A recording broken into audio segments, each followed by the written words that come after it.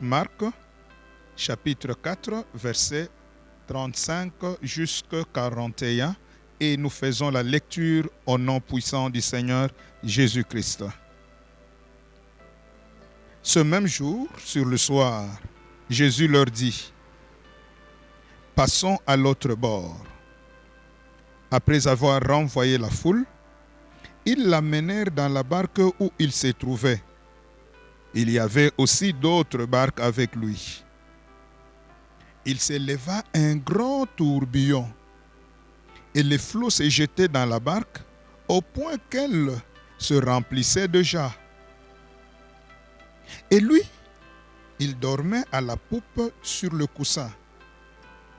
Ils le réveillèrent et lui dirent: Maître, ne t'inquiètes-tu pas de ce que nous périssons? S'étant réveillé, il menaça le vent et dit à la mer: Silence, tais-toi. Et le vent cessa, et il y eut un grand calme. Alléluia. Puis il leur dit: pourquoi avez-vous ainsi peur? Comment n'avez-vous point de foi? Ils furent saisis d'une grande frayeur, et ils se dirent les uns des autres: quel est donc celui-ci à qui obéissent même le vent et la mer? Alléluia. Que l'Éternel ajoute une grande bénédiction à la lecture de sa parole. Amen, amen, amen. Nous sommes en train de continuer avec notre pensée que nous avons commencé à développer depuis le dimanche passé, 22 mars, dans le thème « Vaincre les cas difficiles ». Vaincre le cas difficile. Lorsqu'on est face à des cas difficiles, que devons-nous faire? Quelles sont les pensées du Seigneur ou quelle est la pensée du Seigneur face à n'importe quel cas difficile? Et nous savons déjà que à chaque cas, il y a sa solution ou il y a sa stratégie. Car Dieu est multisystème. Dieu ne travaille pas avec un seul système. Amen, amen, amen. Nous n'avons pas le temps de revenir sur ce que nous avons présenté dimanche, mais nous avons seulement dit dimanche que pour vaincre le cas difficile, il faut avoir une portée spirituelle du problème. Il faut le regarder sur le plan spirituel. Et deuxième clé, il faut retourner à la parole. Écouter la parole, voir la parole, manger la parole. Et la troisième clé que nous avons vue dimanche, il faut maintenant s'attendre à l'assistance du Saint-Esprit, le Saint-Esprit. Et ce soir, nous voulons encore partager la parole du Seigneur dans la même pensée. Comment vaincre le cas difficile? Et le texte ici, nous le connaissons bien, il est beaucoup prêché. Jésus demande à ses disciples de monter dans la barque et de passer à l'autre bord. Et les disciples prennent soin d'être avec Jésus dans la barque. Et la Bible renseigne que pendant qu'ils évoluent dans la barque, le Seigneur, lui, se retrouve en train de dormir. La première question qu'on se pose, est-ce que le Seigneur était fatigué? Pendant que lui se repose, est-ce qu'il était fatigué? Il n'y a que lui qui était fatigué. Il n'y avait qu'une seule place pour que lui se repose. Il n'y a que lui qui a beaucoup travaillé. Était-il réellement fatigué? Sur le plan naturel, nous dirons, c'est possible. Car nous connaissons que Jésus, dans sa dimension de fils de Dieu et de fils de l'homme, que nous appelons sa nature hypostatique, en tant qu'homme, il peut se reposer. Mais en tant que fils de Dieu, en tant que Dieu, car il est 100% Dieu, 100% homme, en tant que Dieu, il y a une autre portée spirituelle. Et Jésus est en train de se reposer. Et puis il se lève un grand vent, un tourbillon, qui lève le flot. Et les disciples commencent à paniquer, à crier. Les disciples commencent à demander à Dieu, Jésus, Jésus, réveille-toi. Ne t'inquiètes-tu pas que nous périssons. Jésus, nous sommes en face d'une crise. La barque est en train de vouloir se noyer. L'humanité est en train de mourir. Nous comprenons que dans cette barque, il n'y avait pas que Jésus et ses disciples. La Bible ne le dit pas, mais nous comprenons ces choses. Car dans une barque, il y a celui qui conduit la barque. Il n'y avait pas le disciple de Jésus. L'humanité n'a pas que les serviteurs de Dieu ou les fils de Dieu. Mais nous voyons une crise, un cas est tellement difficile. La situation est tellement compliquée. La mort est à la porte ou aux portes de la barque. L'eau est déjà entrée dans la barque. Les gens sont prêts à mourir. Et la Bible renseigne que dans cette situation, les disciples prennent la résolution de réveiller Jésus. Réveiller Jésus. Et quand ils le réveillent, Jésus ne prend pas d'abord le temps de parler aux disciples. Mais Jésus se réveille, il menace le vent et il dit à la mer, silence, tais-toi. Et le vent cessa, il y eut un grand calme. Et nous sommes en train de croire que le même Jésus, selon que la Bible dit, il est le même hier, aujourd'hui et éternellement. Le même Jésus calmera la situation de Covid à partir de nos prières. Alléluia. Alléluia. Amen, amen, amen. Alors, à la lumière de cette écriture, nous voulons nous exhorter en quelques minutes avant de prier. Que faut-il faire pour vaincre un cas difficile comme celui-ci?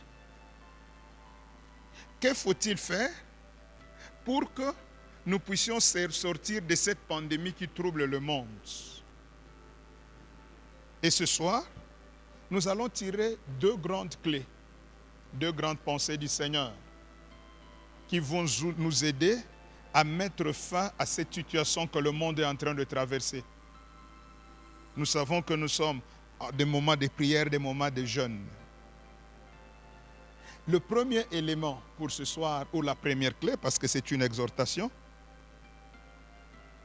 ce qui a fait que le vent cesse, ce qui a fait que le cas difficile soit vaincu, le premier élément le plus important, c'était la présence de Jésus dans la barque. Amen, amen, amen. La présence de Jésus-Christ dans la barque. Et ce que le Seigneur veut nous dire cet après-midi, c'est de comprendre, mon frère et ma soeur, la situation peut être comme elle est là. Le Covid-19 a frappé tout le monde. Le Covid-19 a visité même les églises en France. Parmi les premières victimes, ce sont des membres d'une église à Mulhouse. Dieu a fait grâce, le pasteur en est sorti indemne. Mais les chrétiens sont morts. Personne n'est jusque-là épargné. On ne doit pas seulement commencer à crier, mais comprendre les choses autrement. Mais le problème que nous comprenons, pour que la pandémie s'arrête, que ces problèmes prennent fin aujourd'hui, les chrétiens doivent prendre conscience, et l'humanité d'ailleurs tout entière, que la victoire ne se trouve pas ailleurs. La victoire se trouve en Jésus-Christ. La présence de Jésus-Christ dans la barque. La présence de Jésus-Christ dans l'humanité. Si nous constatons trop bien, l'humanité a perdu la véritable notion de Jésus. Les gens ont cru que tout était scientifique. Surtout nos amis qui sont en Occident, qui mangent facilement, l'État prenait tout en charge. Ils n'ont plus eu le temps de chercher Jésus, de remettre Jésus au centre de la barque. Mais le moment est venu que chacun de nous prenne conscience de se poser une question. Est-ce que Jésus est dans la barque? La barque, ça peut être d'abord, dans le sens général, l'humanité tout entière. Je venais de le dire, que dans cette barque, il n'y avait pas que Jésus et ses disciples, parce que chaque barque est conduite par son propriétaire ou par le mécanicien, par son conducteur.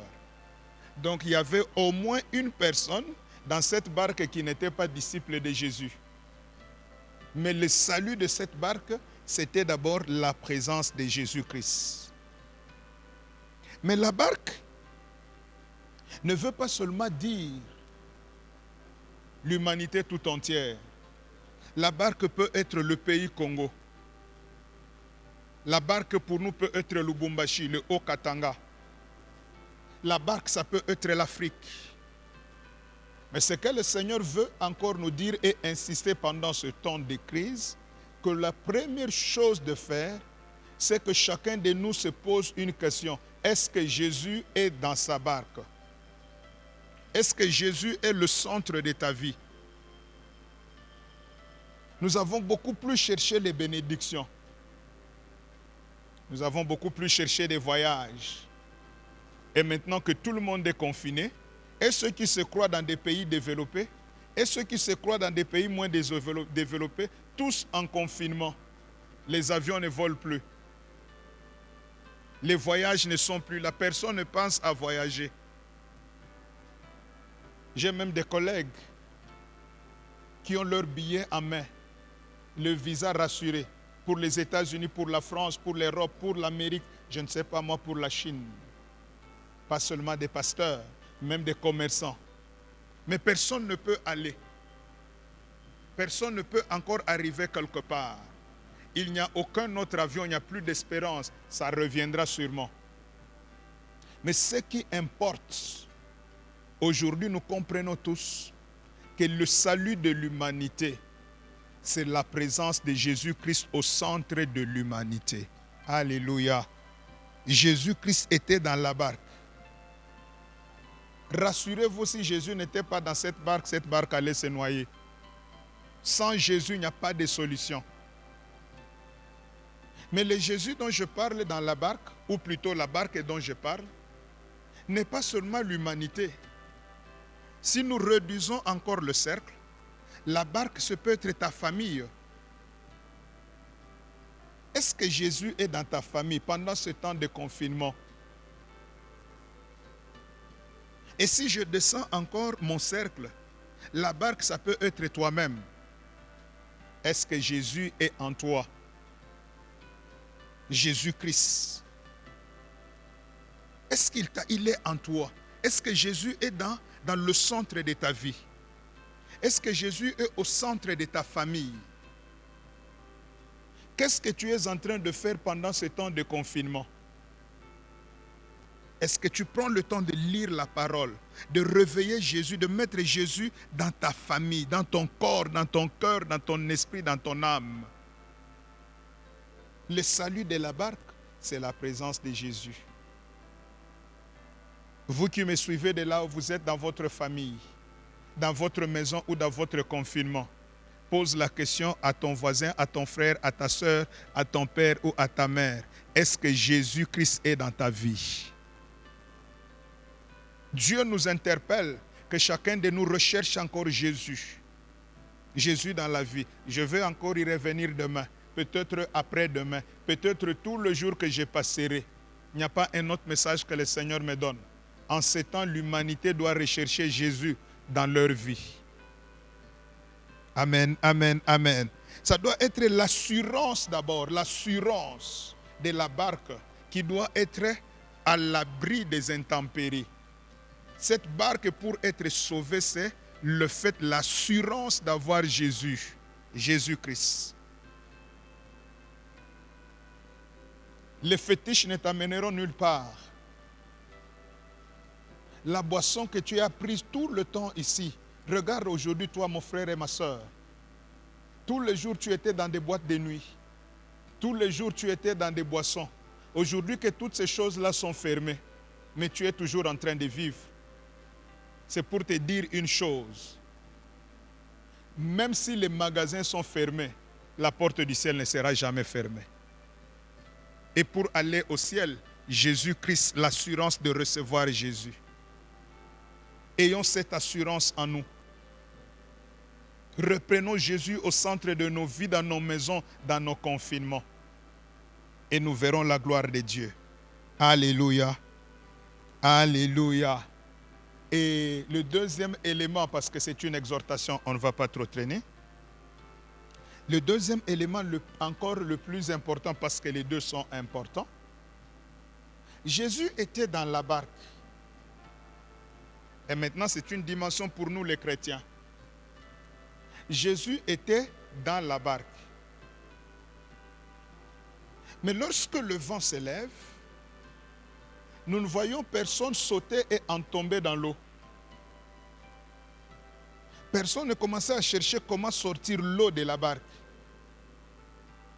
Mais ils ont compris que celui qui est dans la barque et qui dort, si nous le réveillons, le vent cessera. Avoir Jésus-Christ dans la barque, c'est une chose. Mais Jésus-Christ qui est dans ta barque est dans quelle position? Voilà le deuxième élément. Jésus-Christ dans ta barque est dans quelle position? Est-il endormi? Jésus-Christ, es-tu le capitaine de ta barque? Jésus-Christ contrôle-t-il ta barque? Ou tu as mis Jésus au fond de la barque, à la poupe, pour qu'il dorme? En d'autres termes, tu n'as pas donné à Jésus la possibilité de travailler dans ta vie. Et beaucoup de chrétiens se disent chrétiens, ils ont Jésus dans leur vie, mais Jésus ne sait pas opérer dans leur vie. Jésus-Christ est là, mais Jésus n'a jamais eu l'autorisation, parce que je vous dis que le Jésus que je vous prêche, c'est un Jésus-Christ obéissant, très poli. Il ne force jamais. Dans Apocalypse, il dit, je me tiens à la porte et je frappe. Je frappe. Je suis là. Jésus est capable. C'est lui qui a la puissance. Lui qui traverse les murs alors que les portes sont fermées. Il traverse au jour de sa résurrection. Mais dans Apocalypse, il dit, il y a des dimensions où je peux traverser. Mais il y a des dimensions où j'attends l'autorisation. Je me tiens à la porte. Jésus est à la porte de ton cœur. Jésus est à la porte de ta vie. Et les disciples ont compris que, notre problème dans la barque, Jésus est dans la barque, mais Jésus est endormi. Jésus-Christ n'est pas en action dans notre barque. Alors qu'est-ce que nous devons faire? Ils l'ont réveillé. Ils ont dit, Seigneur, ta position dans notre barque n'est pas la position de dormir, mais c'est la position d'action. Et pour mettre fin à un cas difficile, pour vaincre cette pandémie, le coronavirus Covid-19, la deuxième clé ou le deuxième élément, c'est réveiller Jésus-Christ. C'est donner à Jésus-Christ sa place dans nos vies. C'est donner à Jésus-Christ la direction de notre vie. Je l'ai dit, je veux encore insister là-dessus demain pour notre bien à tous. Plusieurs personnes ont Jésus, mais ils n'ont jamais laissé le temps à Jésus de conduire leur vie. Comme je l'ai dit tout à l'heure, l'humanité, plusieurs parlent de Jésus. Plusieurs préfèrent que Jésus les accompagne, mais ils ne veulent pas accompagner Jésus ou suivre Jésus. Pour que Pierre puisse sortir de la prison, c'est vrai qu'on priait, Mais l'ange lui avait dit, l'ange n'avait pas dit à Pierre, précède-moi. Mais l'ange a dit à Pierre, suis-moi. C'est à nous de suivre Jésus. C'est à nous de laisser Jésus conduire nos vies. Et la pandémie s'arrêtera. Et le vent cessera. Et le calme reviendra. Jésus-Christ dans ton cœur. Tu vas dans des églises. Tu vas dans ton église. Peut-être que tu es pasteur comme moi. Je ne sais pas quelle est ta fonction à l'église. Peut-être même tu n'en as pas. Mais la préoccupation de ce Jésus que toi tu as reçu, comment est Jésus dans ta vie? Ne l'a-t-il pas endormi parce qu'il ne voit pas ce qu'il peut faire dans ta vie? Tu vas tous les jours à l'église. Mais est-ce que Jésus conduit ta vie? Alors le Seigneur nous interpelle en ces temps de confinement. Réveillons Jésus dans nos vies. Donnons encore à Jésus la possibilité de conduire. Que l'humanité tout entière comprenne aujourd'hui que si Jésus s'élève, la pandémie s'arrêtera. Mais Jésus ne peut pas se réveiller de lui-même. C'est à nous de le réveiller. Que nous puissions remettre Jésus dans nos cœurs, dans nos vies, en lui laissant la place de nous conduire. Amen, amen, amen. Amen, amen, amen. Et quand Jésus quitte le sommet, quitte la position d'abandon de l'humanité, d'abandon des disciples, il se réveille et il calme le vent. La Bible dit le vent cessa pour deux choses, Jésus dans la barque, mais Jésus réveillé. Jésus s'est levé et il se tient au devant de la barque. Jésus se réveille, il se tient devant la barque et il dit seulement un mot, silence, tais-toi. Jésus n'arrêtera pas la barque si on les laisse endormis. Mais Jésus arrêtera la pandémie quand nous lui demanderons de se réveiller. Quand nous allons demander à Jésus, reprends ta place dans nos cœurs. Reprends ta place dans l'humanité. Réveiller Jésus, c'est aussi une dimension de l'adorer, de l'exalter, de l'élever. Nous l'avons vu, je crois, dimanche passé, c'était dimanche, où la Bible nous dit, les jours que vous élèverez le Fils de l'homme, vous saurez de quoi il est capable. Les jours que vous allez réveiller le Fils de l'homme, les jours que vous allez lui donner sa première place dans vos cœurs, dans vos vies, vous saurez de quoi il est capable. Et j'annonce encore à mes frères et sœurs qui me suivent de partout au monde, Jésus est capable de faire disparaître cette pandémie. Jésus en a la capacité. Jésus est capable. Jésus est le Tout-Puissant. Alléluia. Alléluia. Amen, amen, amen. Mais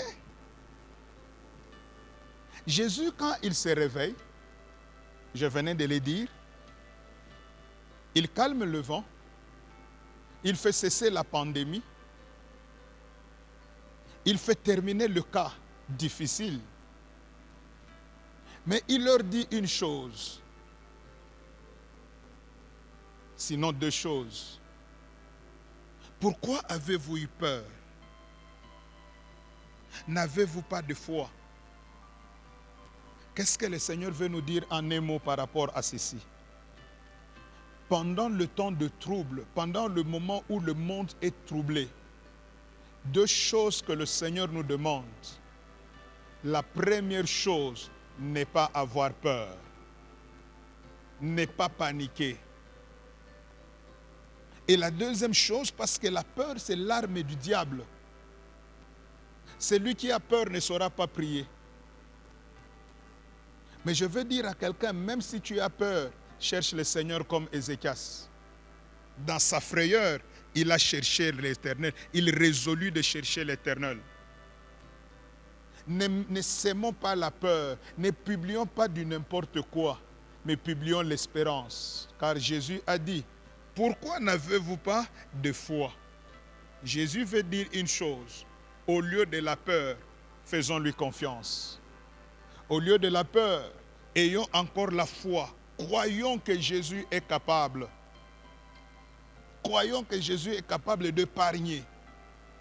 Et je vous annonce, Jésus est déjà au contrôle. La situation va changer. La situation va changer. Je t'annonce, toi qui m'entends aujourd'hui, tu vivras parce que tu as encore une mission avec Jésus. Alléluia. Alléluia. Est-ce que quelqu'un peut dire après moi, la situation va changer? J'ai besoin de quelqu'un de foi comme moi. La situation va changer. Et tel que tu l'as dit, elle changera dans ta maison. Elle changera même dans ta famille. Amen, amen, amen. Avant de terminer et avant de prier, il y a quelque chose de plus important que je voulais annoncer à tout le monde. Jésus est avec les disciples dans la barque. Mais dans cette barque, le cas est arrivé. La situation difficile est arrivée. La pandémie est arrivée. Les disciples ont pleuré. Jésus a arrêté le vent et la tempête. Mais pourquoi est-ce que Jésus a arrêté le vent et la tempête? Ça, généralement, nous ne prêchons pas beaucoup. Dans ce texte, nous restons dans la partie de la tempête. Mais le Seigneur m'a révélé quelque chose de plus grand pour nous tous en ce temps. Si Jésus a arrêté la tempête, et si Jésus doit arrêter la pandémie, c'est parce que la barque avait une destinée. Jésus a dit au départ, passons à l'autre bord. La barque avait une destinée. La barque était en train de traverser le temps. La barque était en train de traverser la mer qui est l'image du monde. Et pendant la traversée de la barque, il y a eu des turbulences. Mais Jésus a arrêté la turbulence afin que la barque atteigne l'autre bord. Et pour toi et moi, nous devons retenir aujourd'hui que notre concentration ne doit pas être seulement par rapport à Covid-19. Mais notre bord, le second bord vers lequel nous sommes en train d'aller, c'est la vie éternelle. Alléluia. La vie éternelle. Jésus va te sauver de Covid-19. Mais pour quelle destinée spirituelle? Pour quelle destinée? Je veux vous rassurer, comme je venais de le dire, il y a des chrétiens qui sont morts en France parmi les premiers. Mais rassurez-vous que le premier chrétien qui sont morts dans le Seigneur, les véritables chrétiens qui sont morts dans le Seigneur, en ce moment où je vous parle, s'ils sont même morts avec le Covid-19, ils sont dans le sein d'Abraham dans un grand repos. Alléluia. Mais que Covid-19 ne nous fasse pas perdre l'espérance de la vie éternelle. Ne prions pas tous les jours seulement pour que nous puissions échapper à la vie à Covid-19. Mais que le Seigneur arrête Covid-19 et que toi et moi, notre vision, notre pensée, notre attitude, c'est la vie éternelle. Que chacun de nous prenne conscience que Jésus veut arrêter cette pandémie pour la vie éternelle. C'est pourquoi nous avons dit, retournons Jésus-Christ dans nos barques. Pas seulement pour que ceci s'arrête, mais d'abord pour que la vie éternelle, que tu atteignes l'autre bord. C'est pourquoi je t'exhorte, toi qui es encore féticheur, abandonne le fétiche pour la vie éternelle. Toi qui es dans la magie, ceci va s'arrêter, mais après la tempête, il y a l'autre bord qui nous attend. Et ce bord, il n'y a que ceux qui sont en Jésus qui vont y arriver. Alléluia, alléluia, alléluia. Et quand Jésus s'est levé, il a dit seulement un mot. Silence, tais-toi. Un seul mot a suffi. Un seul mot a suffi. Et Jésus, quand il parle, il libère de sa bouche son souffle. Et c'est son souffle qui a arrêté tout. C'est pourquoi ce soir, nous voulons déjà prier Dieu. Ce soir, nous voulons prier Dieu. Nous voulons chercher encore Jésus-Christ. Est-ce qu'il est dans ta barque, il est dans ta maison? Est-ce que Jésus-Christ est au centre de ta vie? Et après, si nous sommes sûrs que Jésus est au centre de nos vies, c'est alors que nous allons l'invoquer. Nous allons le réveiller. Et nous allons lui demander de prendre la première place. Nous allons maintenant lui demander de dire un seul mot. Voilà le grand sujet d'aujourd'hui. Seigneur, dis seulement un mot. Cet homme de centenier avait compris pour dire à Jésus, dis seulement un mot et mon serviteur sera guéri. Seigneur, dis seulement un mot, coronavirus disparaîtra. Un seul mot. Parce que quand il parle, le souffle sort. Et la Bible nous dit, Jésus-Christ est capable de tout. Nous fermons nos carnets et nos Bibles. Nous voulons prier Dieu maintenant. Mais avant qu'on demande à Jésus de dire un mot, nous voulons d'abord commencer parce que Dieu nous a permis de rester dans nos maisons, de méditer la parole, de rentrer encore à Christ, de là où tu te trouves. Est-ce que Jésus-Christ est au centre de ta vie? Mon frère et ma soeur, ce sont des moments de décisions fortes, des décisions personnelles. Dans le confinement où tu te retrouves, est-ce que Jésus-Christ est au centre de ta vie? As-tu déjà reçu Jésus? Si oui, gloire à Dieu. Mais quelle est sa position dans ta vie? Mais si tu ne l'as jamais reçu, voici le moment que je te donne. De là où tu te trouves, ça peut être dans ta maison, dans ta chambre, devant tes enfants, devant tes amis, devant tes parents. Tu veux être sauvé de cette situation, mais aussi pour la vie éternelle. De là où tu te trouves, tu te tiens debout. Ou si tu veux, tu vas aller à genoux, en levant tes deux mains vers le ciel. Car je veux t'aider à te conduire dans une courte prière qui va te permettre de remettre Jésus, d'appeler Jésus dans ta vie s'il n'est pas encore là. Mais si aussi tu es là et que Jésus est dans ta barque, mais qu'il ne fait que dormir, Jésus n'a jamais eu l'occasion réelle de conduire ta vie. Tu n'as jamais fait la volonté de Dieu, mais tu aimes toujours que Jésus fasse ta volonté. Voici aussi l'occasion, mon frère et ma soeur. Tu peux aussi te joindre aux autres afin que nous demandions à Jésus et à tout le saint.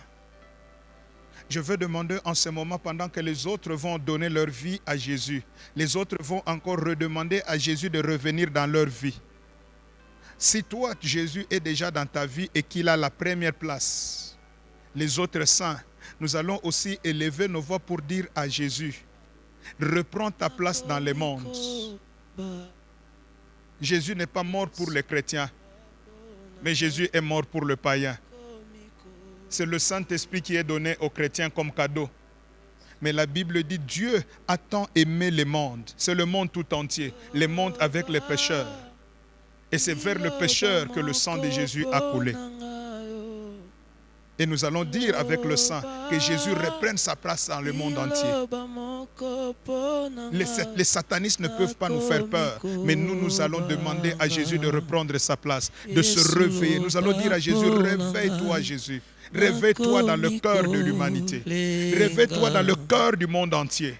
Nous allons réveiller. Quand nous réveillons Jésus, c'est réveiller aussi la flamme de la prière, la flamme de la parole dans le cœur de Jean.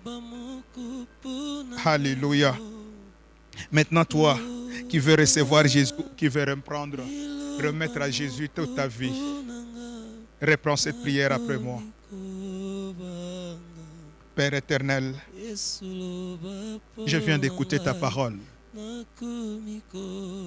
J'ai compris que cette pandémie peut passer, mais ma vie à moi a une destinée. C'est pourquoi, ô Seigneur, en ce moment, je te demande pardon pour tout ce que j'ai fait. Purifie-moi par le sang de Jésus. Reçois-moi aujourd'hui comme ton fils ou comme ta fille. Merci Père de m'avoir pardonné. Seigneur Jésus-Christ de Nazareth, je t'invoque aujourd'hui. Je t'appelle maintenant. Viens dans mon corps, viens dans mon cœur. Prends la première place dans ma vie. Je te reçois comme mon Seigneur et mon Sauveur personnel. Désormais, conduis ma vie et dirige-moi. Merci Seigneur pour le Saint-Esprit qui m'est donné pour la victoire. Désormais, je suis devenu enfant de Dieu. Je marcherai selon la parole de Dieu. Et le Saint-Esprit est ma garantie. Au nom du Seigneur Jésus. Maintenant, ensemble, Église, prions Dieu pour que Dieu commence à se réveiller. Qu'il se réveille, que Jésus se réveille, qu'il se réveille dans la barque qui est le monde. Que Jésus se réveille dans ta famille. Que Jésus se réveille dans le monde entier. Alléluia, alléluia, alléluia, alléluia, alléluia. Que le Saint crie, que le Saint crie, que le Saint réveille Jésus. Que Jésus reprenne la première place dans le monde entier. Que Jésus domine encore dans le monde. Que la flamme de l'évangile se réveille dans le monde entier. Oh, Sheke Yokorobosa, Yandabaste, Shike Karabaraste. Seigneur Jésus, nous te réveillons. Ne t'inquiète pas de ce que le monde est en train de mourir. Souviens-toi de l'œuvre de la croix, Jésus. Accorde encore l'humanité la possibilité de te recevoir et de te servir. Réveille-toi dans le cœur. Réveille-toi dans le cœur, Jésus. Réveille-toi dans le cœur de l'humanité. Réveille-toi dans le cœur de faux chrétiens. Réveille-toi dans le cœur de ceux qui t'ont abandonné, Jésus. Non, Seigneur, ne dors plus, mais réveille-toi. Oui, bien-aimés, continuons cette prière. Demandons que Jésus se réveille dans le cœur, dans les pensées des gens, dans leur vie, dans ta maison, dans le cœur de ton mari comme de ta femme, que Jésus se réveille. Dans le cœur de tes enfants, dans le cœur de tes parents, dans le cœur de tes frères, dans le cœur de tes soeurs. Tu as des gens qui ne connaissent pas Jésus, intercède en leur faveur. Que Jésus se réveille dans le cœur, dans le centre de l'humanité. Au Congo, que Jésus se réveille. À Lubumbashi, que Jésus se réveille. De partout dans le monde, en Afrique du Sud, que Jésus se réveille. Alléluia. Et à la maison, tu continues encore cette requête. Tu continues cette requête, que Jésus se réveille. Alléluia. Alléluia. Oui, Seigneur. Un seul mot maintenant, Seigneur. Nous passons à la deuxième requête, peuple de Dieu. Et la deuxième requête, nous allons maintenant dire à Jésus, dis seulement un mot, que le coronavirus s'arrête dans le monde entier. Que l'on sache que tu es Dieu. La Bible déclare, quand Jésus parle, c'est le souffle. Quand un homme parle, c'est le souffle qui sort. Et le vent soufflait. Jésus, quand il parlait, il libérait le souffle. Or, la Bible nous dit qu'il détruira l'impie par le souffle de sa bouche. Alléluia. Le souffle de sa bouche. Que le souffle de la bouche de Jésus fasse disparaître le coronavirus. C'est pourquoi depuis dimanche, nous parlons du souffle de Dieu. Que le souffle de sa bouche fasse disparaître cette pandémie du monde entier. Que le souffle de sa bouche fasse disparaître cette maladie qui est déjà, ce virus qui est dans le corps. Peut-être que c'est ton frère, peut-être que c'est ta soeur. Oh bien-aimé, même si tu ne les connais pas, mais nous travaillons avec l'amour de Dieu, c'est un prochain. Prions encore Dieu afin que le souffle de Dieu, alléluia, que le souffle de Dieu rencontre quelqu'un qui est malade. Quelqu'un qui est dépisté ou non dépisté, mais déjà atteint de cette maladie ou de toute maladie. Que le souffle de Dieu agisse. Que le souffle de Dieu travaille encore et guérisse. Que le mot que Jésus est en train de dire passe avec son souffle. Oui, Seigneur, nous t'en supplions encore. Nous t'en supplions encore. Dis seulement un mot. Que les malades se lèvent, Seigneur, comme nous t'avons demandé. Sans assistance médicale, mais que les malades se lèvent. Rabaste, Shike, Karabaraste. Dis seulement un mot éternel. Tu as dit un seul mot face à cette situation. Tu as dit seulement silence, tais-toi. Et la situation a changé. Seigneur, dis un seul mot, un seul mot, Seigneur. Nous crions vers toi pour que tu dises un seul mot, Yahweh. Fais grâce. Jésus, un seul mot pour la vie de ma soeur. Un seul mot pour tous ceux qui sont dans des hôpitaux, Seigneur. Assistés ou non assistés, un seul mot suffit, oh Dieu. Un seul mot pour que le Lubumbashi soit épargné. Un seul mot pour le Congo. Seigneur, nous n'avons pas d'hôpitaux, mais nous avons un hôpital. C'est ta main à toi, c'est ton souffle. Notre hôpital, c'est ton souffle, Seigneur. Nous voulons que l'homme puisse reconnaître qu'il y a un hôpital surnaturel, c'est le souffle de Dieu. Lui qui a dit que l'Afrique s'attend au pire, nous voulons que les gens puissent se dire le coronavirus a disparu de l'Afrique de manière miraculeuse. Seigneur, c'est encore possible. Que les prières de chrétiens ne soient pas, Seigneur, vaines. Oh Dieu, souviens-toi de toutes les prières. Nous avons prié, nous prions encore. Nous prions, Yahweh, nous prions. Nous prions, nous prions. Nous prions pour toute l'humanité. Nous disons, Saint-Esprit, maintenant. Souffle de quatre vents. Souffle de quatre vents, Saint-Esprit. Dieu t'y a dit à l'homme, au Fils de l'homme, à Ézéchiel. Fils de l'homme, parle à l'Esprit. Et dit à l'Esprit, Esprit, viens des quatre vents et souffle. Souffle, s'il te plaît, Seigneur. Pourquoi ces gens vont mourir comme ça, Seigneur? Pourquoi, Seigneur? Où es-tu, Yahweh? Lève-toi. Oh, les disciples ont crié. Seigneur, nous crions vers toi ce soir. Seigneur, nous avons jeûné pour chercher ta face. Dis un mot. Dis un mot au travers de ton souffle. Dis un mot au travers de ton souffle. Épargne-nous, Seigneur. Nous voulons apprendre que le coronavirus a disparu afin que ton nom soit glorifié. Alléluia. Alléluia. Merci Seigneur, merci pour ta grâce. Merci pour cette prière qui est en train de toucher des hommes et des femmes. Merci Éternel pour ce souffle qui est en train de travailler et de travailler. Alléluia. Merci pour ce souffle et pour ce témoignage de ce souffle qui continue à agir.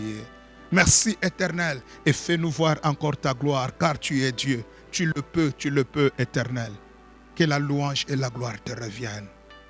Merci pour ce moment béni. Continue cette prière chez toi. Continue à méditer la parole. Travailler en famille. Et que Dieu vous bénisse abondamment. Amen. Amen.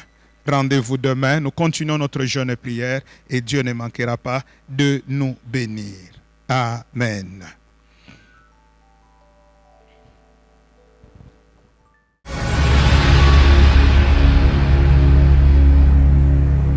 Voilà, nos programmes continuent et continueront encore, pas seulement pendant ce temps de confinement, mais nous restons connectés et particulièrement pendant ce temps sur YouTube. Nous connaissons notre lien cpd.louchi L'_SHI TV et nous sommes sur WhatsApp cpd.louchi et nous sommes connectés. Ce que nous recevons, ce n'est pas seulement pour nous. Nous recevons, relayons aux autres, partageons à nos amis. Vous avez vos contacts, vous êtes connectés. Partagez tout ce que nous sommes en train de faire. Vous pouvez sauver une âme, vous pouvez changer une situation dans une famille. Et quand vous êtes en train de suivre, ayez l'habitude soit de partager, soit d'aimer, soit de commenter. Cela permet à l'équipe technique de la communication de savoir combien de gens qui nous suivent. Tout ce que moi je reçois, je mets dans mon compte, je partage dans mon compte Facebook. faisons de même. Nous allons évangéliser et le monde entier pourra être touché et sauvé par ce que nous faisons. Même par WhatsApp, des séquences qu'on envoie, ne laissez pas pour vous-même. Il y a des séquences de prières, il y a des séquences de paroles. Toutes ces choses, ayons l'habitude de le faire au lieu de partager du n'importe quoi. Faisons ce qui peut sauver des âmes et Jésus ne manquera pas de nous bénir. Que Dieu vous bénisse.